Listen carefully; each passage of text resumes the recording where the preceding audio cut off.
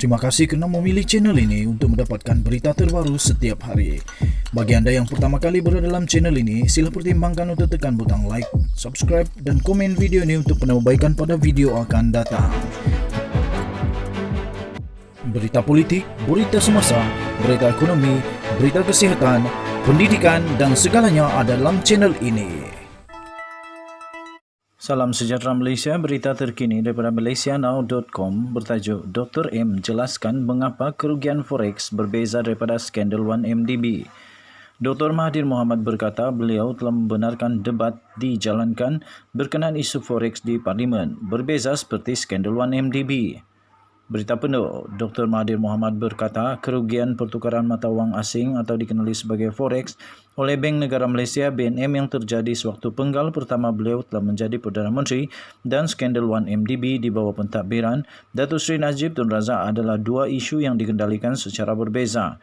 Ketika pertikaian terbuka mengenai siapa yang salah dan gagal menguruskan kewangan negara berterusan antara dua bekas Perdana Menteri itu. Respon terbaru Mahathir itu tampil selepas baru-baru ini Najib membuat ulasan semula mengenai satu kerugian forex pada tahun 1990-an di mana sekitar 30 bilion ringgit Malaysia kerugian dianggarkan. Ulasan Najib itu dibuat selepas beberapa jam beliau gagal dalam rayuannya bagi mengenepikan sabitan pertuduhan berhubung dana RM42 juta ringgit Malaysia yang berkait dengan 1MDB didapati dipindahkan ke dalam akaun pribadinya. Mahathir berkata, perbezaan antara skandal 1MDB dan kerugian forex ialah kerugian yang didakwa Najib itu hanya sekadar cakap mulut saja. Pegawai bank menyatakan BNM hilang 30 bilion melalui perdagangan mata wang. Bank sorok kerugian itu dan saya pun dituduh untuk turut menyorokkannya. Saya tidak terlibat dalam operasi sebenar BNM. Jika betul wang itu hilang, siasatan perlu dilakukan terhadap operasi BNM, katanya dalam satu hantaran blog. Sambil menambah, beliau turut membenarkan perkara itu dibahas dalam Parlimen tidak seperti pendedahan yang berkaitan dengan skandal 1MDB. Pada 8 Disember yang lalu, Mahkamah Rayuan mengekalkan sabitan pertuduhan dan hukuman 12 tahun penjara yang telah diputuskan oleh Mahkamah Tinggi terhadap Najib pada Julai tahun lalu, mengatakan RM42 juta itu dimasukkan ke dalam bank akaun pribadi bekas Perdana Menteri itu membawa malu kepada negara. Dalam respon beliau, Najib turut merujuk kerugian pertukaran mata wang asing tersebut. Bukankah itu lebih memalukan, katanya dalam kenyataan itu.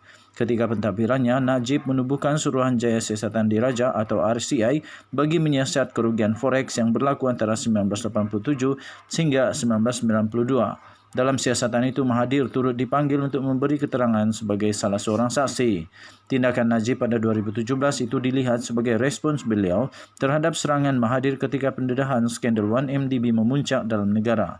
Bagaimanapun, RCI tersebut tidak lagi dijalankan susulan kejatuhan pentadbiran Najib dari Putrajaya. Mahathir juga turut berkata beliau tidak bertanggungjawab terhadap kerugian forex tersebut. Mengatakan ia telah pun disahkan oleh pegawai kanan BNM pada ketika itu. Beliau selanjutnya berkata, berbanding skandal 1MDB, isu forex tersebut tidak menyebabkan wang masuk ke dalam akaun bank pribadinya. Namun dalam kes 1MDB dan SRC, jutaan masuk ke dalam akaun Najib dan dia dengan senang hati untuk membelanjakan wang itu untuk kepentingan dirinya, kata Tun Dr. Mahathir Mohamad.